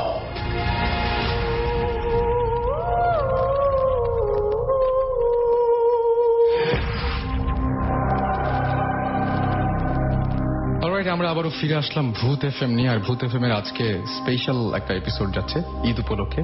সবাইকে আরো একবার ঈদ মোবারক জানাচ্ছি, এবং জানিয়ে দিচ্ছি যে সাথে আছি আমি রাসেল, এবং আমার সাথে আজকে আমাদের খুবই স্পেশাল একজন গেস্ট, যিনি হচ্ছেন আরজেও। Yes sir, I am here. Okay, so Apu ভাই, আমি কিন্তু মানে কোনোদিন ভাবিনি যে আপনি মানে ভূত নিয়ে ভীতি এই ব্যাপারটা আমি আসলে ব্যাপারটা জানতাম না। আমার ভয়ের কারণ হচ্ছে আমি সুপার ন্যাচারাল জিনিসপত্র, আনএক্সপ্লেইন থিওরি, অলৌকিক যে ব্যাপারগুলো আমরা বলি, আমার খুব ভালো লাগে, and I always follow them actually. আমি পড়তে অনেক পছন্দ করি এগুলো নিয়ে। আমার মানে বাসায় গেলে আপনি বুঝবেন, I have lots of books on them, and আমি যখনই সময় পাই আমি ওই চ্যানেলস গুলোতে দেখি কখনো এরকম দেখা গেলে, আমি নেটে অনেক ঘাটাঘাটি করি। আমার মেইন ইন্টারেস্ট সবচেয়ে বেশি হচ্ছে ক্রিপ্টোলজি নিয়ে। আচ্ছা, ক্রিপ্টোলজি ইজ লাইক যেটাকে বলে আপনার আনইউজুয়াল অ্যানিমালস, রাইট। যেমন অনেকগুলো আছে, বিগ ফুট, লকনেস মনস্টার, তারপরে চিওয়াওয়া, এই টাইপের কিছু মনস্টার যেগুলা বলা হয় যে এখনো এক্সিস্ট করে, মানে এগুলো হচ্ছে মডার্ন আরবান মিথ যেগুলো এক্সিস্ট করে। তো এগুলো নিয়ে বেশি আমার ইন্টারেস্ট, বাট এগুলো নিয়ে ঘাটাঘাটি করতে গেলে কোথায় না কোথায় আই গেট ক্রস অন এই যে সুপার ন্যাচারাল জিনিসগুলো, মেবি এটা ভূত বলেন অর এনিথিং এলস। আমার কাছে মনে হয় যে অলৌকিক কিছু, এটাই বলা ভালো। আর আমি একটা কোয়েশ্চেন বারবার করে এই জন্য করছিলাম, সবাইকে করেছি সেই কোয়েশ্চেনটা, একটু আগে নুসরাতকে করেছিলাম ইনফ্যাক্ট, এবং সেটা হচ্ছে যে এখন যদি আপনার চান্স দেওয়া হয় যে আপনি অলৌকিক কিছু একটা দেখার সুযোগ পাবেন, আপনি সেটা দেখতে চাইবেন নাকি চাইবেন না? আমার মনে হয় আমি চাইবো, যেহেতু আমি ভয় পাবো, ডেফিনেটলি ভয় পাবো, জানি না ফিটও হয়ে যেতে পারি, কিন্তু ফিট হওয়ার আগ মুহূর্তেও আমি দেখতে চাইবো। আমার কাছে তাই মনে হচ্ছে, যেহেতু আপনি বাসায় পড়ছেন এবং মানে দেখতে আগ্রহী, রাইট, আমার মনে হয় যে আপনার এই ধরনের একটা ইচ্ছা থাকতেই পারে। রাইট, ডেফিনেটলি আমি ভয় পাই, আমি ভয় পাই একদম পুরা ইংলিশ বা হিন্দি বা এনি আদার হরর মুভির ক্যারেক্টার গুলোর মতন ভয় পাই, মানে ভয় পাচ্ছি আবার যেই কারণটাতে যে জায়গায় ভয় পাচ্ছি ওদিকে এগিয়ে যাচ্ছি। রাইট। এবং আমার কাছে যেটা মনে হয় যে আমি নিজেও অবশ্য আমার ইন্টারেস্ট একটু অন্যদিকে ছিল সবসময়, যে আমি যে এক্সোরসিজম যেগুলো বলে, তারপরে যে এক্সোরসিস্ট, এই যে আমার এক্সোরসিজমের ব্যাপারে সবসময় আমার কাছে খুব সবসময় খুব অদ্ভুত লাগতো যে এরকম ধরনের মানে একটা মানুষের ভেতরে একটা আত্মা, একটা খারাপ আত্মা ঢুকে গেলে তার ভেতরে যে এফেক্ট গুলো পড়ে এবং তার যে আচরণ করতে যায়, এবং অনেক কিন্তু বাসেই না। এক্স্যাক্টলি, এটা হয়। ইনফ্যাক্ট এটা এখনো আমি জানি না, এটা একটা I know this story actually. আপনি তার আগে একটা ঘটনা বলতে বলবেন একটু? আপনি আমাকে একদিন আগে একটা ঘটনা বলছিলেন, মাঝে মাঝে রেডিও ফ্রিকোয়েন্সি, যেহেতু আমরা রেডিওতে আছি, একটু ওটা আমি জানি না, এটা আমার শোনা আরেকজনের কাছ থেকে। তিনিও এই শোতে এসেছিলেন, কৌশিক দা। আচ্ছা, Kaushik da great designer, great visualizer, I love him a lot actually. এবং উনার ট্রিমেন্ডাস কিন্তু অনেক এক্সপেরিয়েন্স, এবং এক্সপেরিয়েন্সও ভালো। উনি আমাকে বলছেন মাঝে মাঝে দেখবেন আমরা তো সেলফোন ইউজ করি সবাই, তো কোনো স্পিকার কিংবা এরকম কোনো কিছু সামনে দেখবেন যে একটা সেলফোন থাকলে যখন কল আসতে থাকে কিংবা কোনো এসএমএস আসতে থাকে আওয়াজ হয়, এরকম একটা আওয়াজ হয়। সো এই আওয়াজটা অনেক সময় সেলফোন স্পিকার পাশে রাখলে দেখবেন হয়, কিন্তু দেখবেন যে আওয়াজটা হচ্ছে কিন্তু আপনার কোনো কল আসেনি, কোনো এসএমএস আসেনি, কিন্তু আওয়াজটা হচ্ছে। তো অনেক সময় নেটওয়ার্ক আপ ডাউন করলেও এটা হয়। অনেক সময় দেখবেন যে আপনার সেলফোনটা হয়তো বা ওই রেঞ্জের মধ্যে নাই, কিন্তু আওয়াজটা হচ্ছে। তো আমাকে বললেন, কৌশিকদা বললেন যে এটা হওয়ার অন্য একটা কারণ হচ্ছে যে এই ধরনের স্পিরিচুয়াল কোনো কিছু বা সুপারন্যাচুরাল কোনো জন্য পাস করে, তখন তারাও এক ধরনের ইলেকট্রন টাইপের কিছু একটা। কিন্তু এই গল্পটা যদি এখানে শেষ হয়ে যেত তাহলে খুব ভালো হতো। আমার না এরকম বহুবার হয়েছে যে এরকম শব্দ পেয়েছি, কিন্তু যেদিন কৌশিকদার কাছে শুনলাম এবং আপনার কাছ থেকে তারপর শুনলাম, শোনার পর থেকে যদি আমি কনসিয়াস হয়েছি এবং আমি যখন শোনার চেষ্টা করি তারপর থেকে আর হয় না। খুবই অদ্ভুত ব্যাপার, মানে কিন্তু আমি একদম পুরোপুরি মনে করতে পারি হয়েছে, এবং আমি দেখেছি কল আসছে না, তাহলে কেন হলো এরকম চিন্তা করেছি। কিন্তু আমি যখন দেখার চেষ্টা করছি কয়েকদিন ধরে, খুব বেশি দিনও না, খুব বেশি হলে 10 দিন বা 15 দিন হবে, আমি যখন খুব বেশি ভাবে চাইছি যে ঘটুক ব্যাপারটা, তখন হচ্ছে না। আমার বেলায় ইনফ্যাক্ট উল্টাটা হয়েছে। এটা সেটা হচ্ছে আমি যেদিন থেকে জানলাম এটা, তারপরে থেকে দেখলাম যে উল্টা হচ্ছে, মানে বেশি হয়ে যাচ্ছে, বেশি হচ্ছে। প্রায় আপনি জানেন আমাদের I have this tiny little room যেখানে অফিসটা আমার করতে হয়, আমার কেবিনটা একদম ছোট, তো ওইখানে প্রায় আমার বসে বসে একা একা কাজ করতে হয়, এবং তখন আমার সেলফোনটা আমার পাশে থাকে, কিন্তু প্রায় এরকম আওয়াজ হয়। সো আমি এক্সপ্লেনেশন করতে চেষ্টা করি, ওকে ফাইন, কি হচ্ছে এটা। আমি জানি না, মানে এটা একটা হতে পারে। রাইট, আমরা আর একটা গল্প শুনি তাহলে। স্টোরিজ আমার ফার্স্ট গল্প না, সরি, আমি মানে আমার মনে হয় যে আমরা একটা ঘটনা শুনি। রাইট, এটা হচ্ছে গিয়ে এটা আমার ফার্স্ট টাইম। আমি জীবনে কখনো সরাসরি তো ভূত দেখিনি, জানি না, যেটা আপনি জিজ্ঞেস করলেন দেখলে কি হবে, বাট মানে ওর কাছাকাছি জিনিসটা ফিল করেছি। যেমন আরেকটা স্টোরি ছিল যে মাই নানা ডাইড অ্যাকচুয়ালি ইন 2000। তো যখন উনি মারা যান তখন অবভিয়াসলি লাশের গাড়িতে যাওয়ার এটা একটা মিথ রয়েছে আমাদের ইয়েতে, যে সবসময় লাশের গাড়িতে কেউ যেতে চায় না এন্ড এভরিথিং। তো যেহেতু উনি আমার নানা ছিলেন, এন্ড আই লাভ মাই নানা লট অ্যাকচুয়ালি, সো আমার ভেতরে না ওই জিনিসটা কাজ করেনি যে চাঁদপুর না আমার জানুয়ারি। সো নানার লাশটা নিয়ে যেতে হবে, এন্ড অবভিয়াসলি আমি সবার আগে গিয়ে লাশের গাড়িতে উঠলাম, এবং আমি মোটামুটি যেটাকে বলা হয় যে নানার কফিনটা পাশেই, কফিনটা ধরে, কারণ ওই সময় আমি আসলে ওই সব কিছু ভাবার মানসিক অবস্থা ছিল না আমার। সব বড় ইয়েটা লাগছিল যে আই লস্ট মাই নানা and this is a great loss for me actually. So ওরকম ভাবে যাচ্ছিলাম, এন্ড যেতে যেতে যেটা হচ্ছিল যে প্রায় শুনতাম যে লাশের গাড়িতে এটা হয়, ওটা হয়, ড্রাইভার এটা হয়। তো হাইওয়েতে যেতে যেতে মোটামুটি বেশ অনেক দূর যাওয়ার পরে মাঝামাঝি একটা রাস্তা, আমার এক্স্যাক্টলি জায়গাটার নাম মনে নেই এখন, তখন সন্ধ্যা হয়ে গেছে, মাগরিবের আজান দিয়ে ফেলেছে, রাইট, এরকম একটা সময় অন্ধকার। যে রাস্তাটা দিয়ে যাচ্ছি ওর আশেপাশে সামনে পিছনে কিচ্ছু নাই, দুই পাশে খালি গাছ, মানে একটু জঙ্গলের মতন, আর মাঝখানে হাইওয়েটা। আর সামহাও তখন ওই হাইওয়েতে মানুষও নাই, একটা মানুষ বা অন্য গাড়িও নাই। আমরা যাচ্ছি তো হঠাৎ করে দেখলাম যে ড্রাইভার খালি গাড়িটা বারবার পার্ক করতে যাচ্ছে, ডান দিকে বা দিকে এরকম করতে যাচ্ছে। সো আমি ভাবলাম যে ওর কি ঘুম পাচ্ছে নাকি। সো আমি একটু সামনে গিয়ে দেখলাম যে না, আমি পিছনে ছিলাম, মাইক্রোবাস ছিল ওটা, দেখলাম যে না, ওখানে আমি গাড়িতে ছিলাম 3 জন, আর কেউ উঠতে চায়নি ভয়ে, আমি আমার একটা ফ্রেন্ড ড্রাইভার, আমরা দুজনে ছিলাম পিছনে, ড্রাইভার একা সামনে। আচ্ছা, দেখলাম যে না, ও ঘুমাচ্ছে না, সব ঠিক আছে। তারপরে কিছুক্ষণ পরে তো বললাম, তো খালি সাইড করতে যাচ্ছে, তো ডাক দিয়ে ঝাড়ি মারলাম, এই কি ব্যাপার তুমি এরকম করতেছো? তো সে তখন রিপ্লাই দিল যে আমাকে কে জানি বলছে গাড়িটা সাইড করতে পারে পাশে। তো আই থট আমি তখন আমি এখন বুঝে যাবো না যে কি অবস্থা ছিল আমার এখনো, ওই যে এটা বলতে গেলাম আমার নিজের আই জাস্ট ফেল। আমি ওরা বলতেছে এই তুমি এইসব উল্টাপাল্টা কথা বলো না, কে কি বলতেছে, কই এই তো আমরা, কেউ কিছু বলতেছে না। তো বলছে না না না আমাকে বলতেছে। So then I stop the car and আমি ওনারে বললাম যে আপনি নর্মাল হন, আপনি কি আগের রাতে, অনেক সময় হয় না রেন্টে কার গাড়ি ছিল ওটা, অনেক সময় হয় যে আগের রাতে ডিউটি করে, বলে না ওরা ডিউটি মারার জন্য, আপনি কি আগের রাত ডিউটি করেছিলেন সারা রাত জেগে যাবেন? না আমি এরকম কিছু করি না, আজকে সকালেই আমি আসলাম ডিউটি। আমি বুঝলাম না, বললাম কি হয়েছে? ওরা যে ভাই আমি মনে হয় ভুল শুনছি। আমি বললাম হ্যাঁ আপনি ভুলই শুনছেন, চলেন। এবং আবার কিছু দূর যাওয়ার পরে, ধরেন আরো 15-20 কিলোমিটার যাওয়ার পরে উনি আবার বললো যে আবার এটা হচ্ছে। আমি বললাম যে আপনি কোনো কিছু কোথাও কান দেওয়ার দরকার নেই, আপনি স্ট্রেইট চলেন জায়গায়, যে জায়গায় বলেছে। আমিও যদি থামতে বলি আপনার থামার দরকার নেই, আপনি চলে যান। আচ্ছা, তারপরে উনি আর কোনো কথা বলেন এবং উনি স্ট্রেইট চলে গেছিল। এবং পরে ওনার সাথে কথা বলে জানছিলাম যে উনি কন্টিনিউয়াসলি শুনছিলেন কেউ তাকে বলছে যে গাড়িটা থামাও, আচ্ছা থামাও, ডানে থামাও। And this is one thing.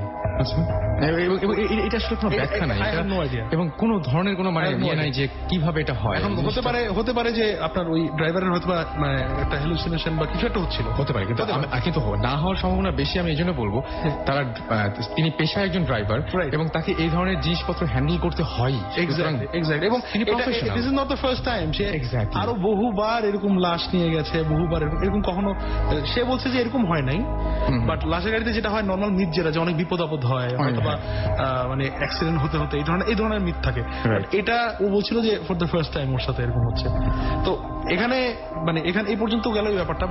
তারপরে আমরা রাতে পৌঁছালাম নানার, তো তারপর দাফন করা হলো ওনাকে এন্ড এভরিথিং।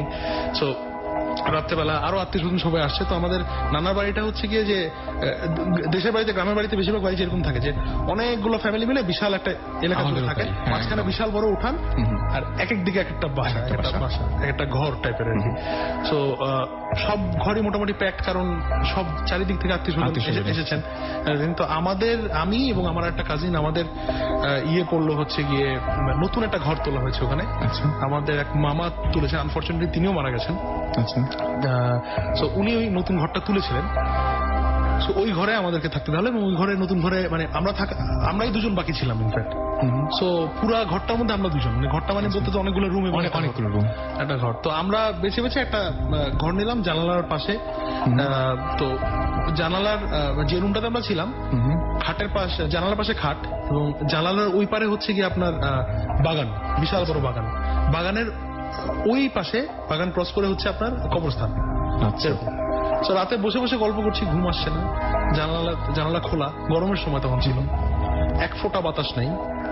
এটাও ছিল কোন একটা সময়, এপ্রিল মে এরকম একটা সময়, একটা ফোঁটা, একদম একটা ফোঁটা বাতাস নেই। আমি খোলা জানালার গ্রিলের মধ্যে পিঠটা দিয়ে খাটে বসে বসে গল্প করছি। আমার কাজিন আমার দিকে মুখ করে, মানে জানালার দিকে মুখ করে আমার সাথে কথা বলছে, জানালা খোলা। বেশ মাঝ রাতের দিকে হঠাৎ করে যেটা হলো যে হঠাৎ শুনলাম যে ধুম করে একটা আওয়াজ। আমি ফিল করলাম যে আমার পিঠের পিছনে কিছু একটা হলো।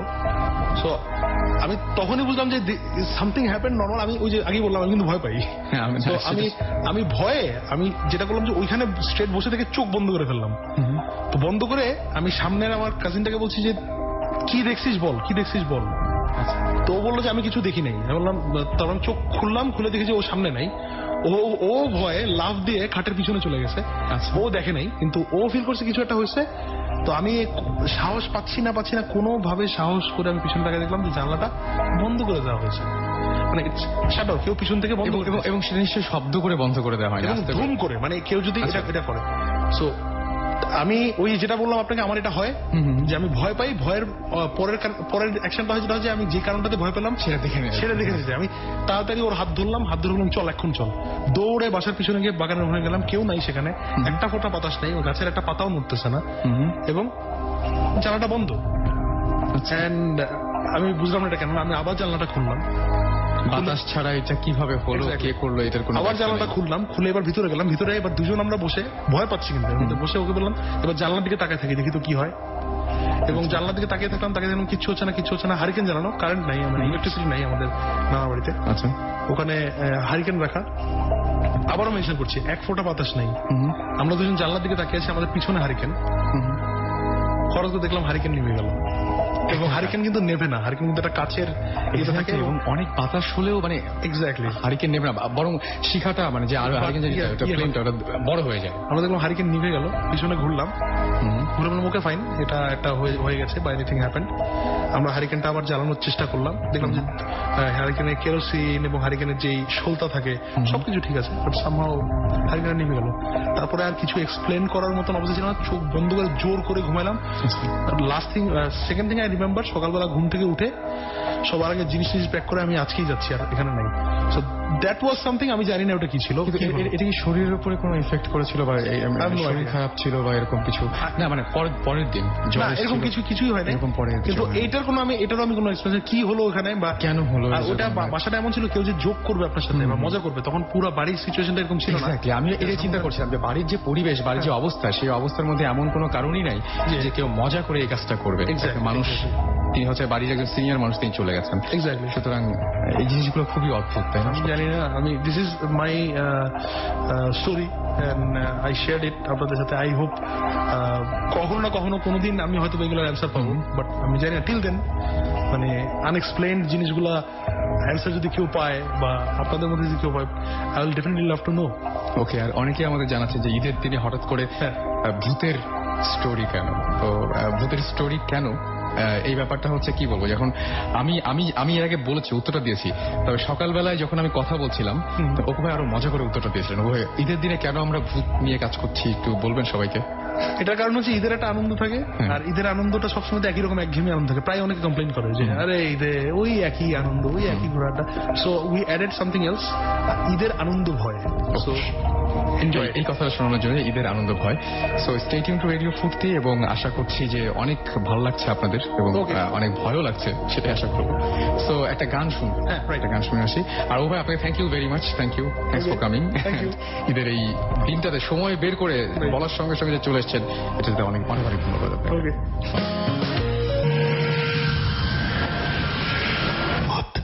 FM haunted by Airtel.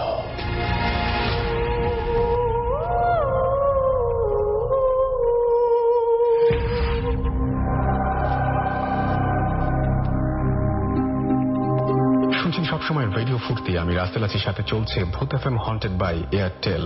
আর ঈদের অগ্রিম শুভেচ্ছা আপনাদের সবাইকে জানাচ্ছি। পবিত্র কোরবানির ঈদ, ঈদুল আজহা আগামীকাল, এবং মানে আগামীকাল মানে কি আজকে সকালে আর কিছুক্ষণ পরে। সো আমার মনে হয় যে অনেক ঘটনায় আমরা শুনলাম, আর বেশি লম্বা করা ঠিক হবে না, কারণ এরপরে একটু রেস্ট নিতে হবে, কারণ নামাজ কোনোভাবেই মিস করা যাবে না। কালকে সকালে নামাজ রয়েছে এবং তারপরে কোরবানির অনেক কাজ রয়েছে, অনেক ব্যস্ততা রয়েছে। সেই ব্যস্ততার পরে মানে ব্যস্ততার আগে একটু রেস্ট নিতেই হবে। সো আমরা আর লম্বা করবো না আমাদের আজকের এপিসোডটি। আবারও আগামী শুক্রবারে কথা হবে, এবং আমরা রিয়েলি সরি যে আজকে আমাদের এখানে হয়তো নতুন কোনো গেস্ট আপনারা পেলেন না। আপনারা নিশ্চয়ই পরিস্থিতিটি বুঝতেই পারছেন, কিন্তু আমি আপনাদেরকে নতুন কিছু ঘটনার উপহার দিয়েছি এবং চেষ্টা করেছি আজকের শোটি আপনাদের জন্য স্পেশাল করার। আপনারা অনেকেই ইমেল করে জানতে চাচ্ছিলেন যে এই এপিসোডটি হবে কিনা ঈদের একদম আগে।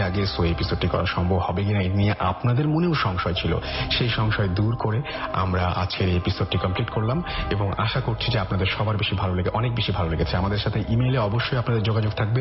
আমাদের ইমেল অ্যাড্রেসটি হচ্ছে bhutfm@radiofurti.fm, which is bhutfm@radioforti.fm। এখানে আপনারা ইমেইল করুন, আপনাদের ঘটনাগুলো পাঠিয়ে দিন, নাম, ঠিকানা এবং ফোন নাম্বার সহ। আগামী শুক্রবার অবশ্যই কথা হবে আপনার সাথে নতুন ঘটনা নিয়ে। সেই পর্যন্ত সবাই ভালো থাকবেন, সুস্থ থাকবেন, সুন্দর থাকবেন, মোস্ট ইম্পর্টেন্টলি ফুর্তিতে থাকবেন। আজকের মতো এখানেই tata. The track download from SumirBD.mobi.